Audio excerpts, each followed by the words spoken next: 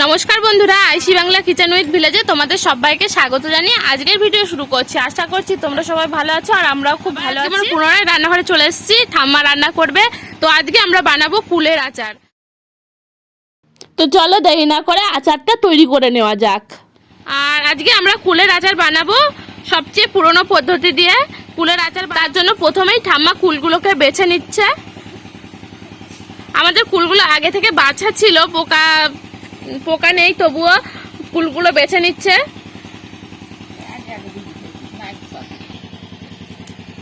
আর এই যে আমরা কুলগুলোকে ফাটিয়ে ফাটিয়ে দিচ্ছি, কারণ যখন এটা গুঁড়ো জাল দেওয়া হবে রস ঢোকার জন্য এটাকে ফাটিয়ে নিতে হবে।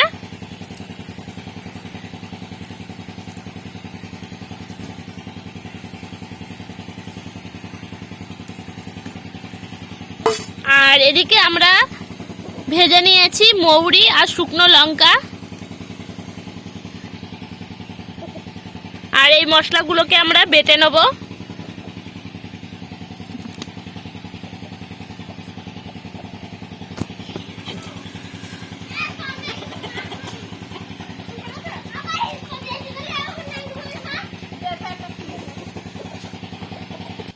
আর এদিকে আমাদের কুলগুলো সব ফাটানো হয়ে গেছে।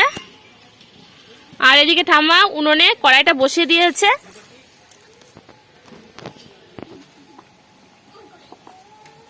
আর প্রথমেই আমরা এখানে সর্ষের তেল দিয়ে দিচ্ছি, আর দিয়ে দিচ্ছি শুকনো লঙ্কা। আর এবার দিয়ে দেবো মৌরিগুলো। আর এবার দিয়ে দিচ্ছি কালো জিরে। তোমরা এখানে কালো জিরে, মৌরি আর শুকনো লঙ্কায় দিয়েছি।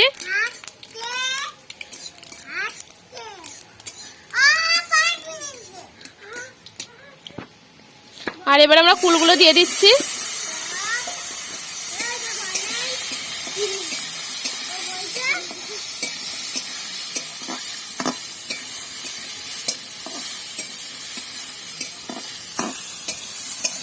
আর আমরা কুলগুলোকে কিছুক্ষণ ভালো করে নেড়ে চেড়ে নিয়েছি। আর এবার আমরা দিয়ে দিচ্ছি গুড়। তো আমরা এখানে আখের গুড় দিচ্ছি। আপনারা চাইলে চিনি দিয়েও করতে পারেন, তবে এটা খেজুরের গুড়ে হয় না, এটা আখের গুড় ছাড়া হবে না। আখের গুড় বা চিনি হলেই হবে।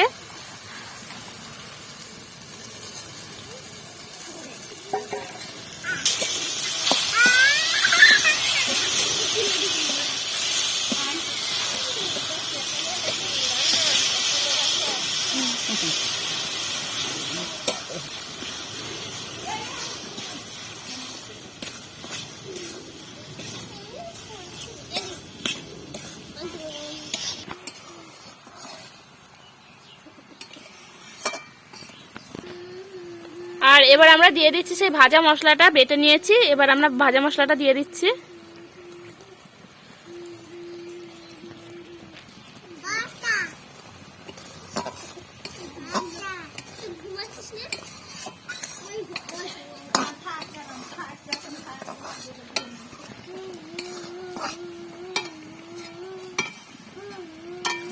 তো বন্ধুরা, আমাদের এই ভিডিওটি ভালো লাগলে লাইক, কমেন্ট ও শেয়ার করবেন। আর পরবর্তীতে আমাদের চ্যানেলের আরও নতুন নতুন ভিডিও পেতে চ্যানেলটিকে প্লিজ সাবস্ক্রাইব করবেন। ধন্যবাদ।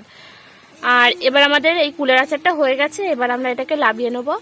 আর এই কুলের আচারটা আপনারা অনেক দিন ধরে সংরক্ষণ করে রাখতে পারবেন বাড়িতে কাচের বয়ামে।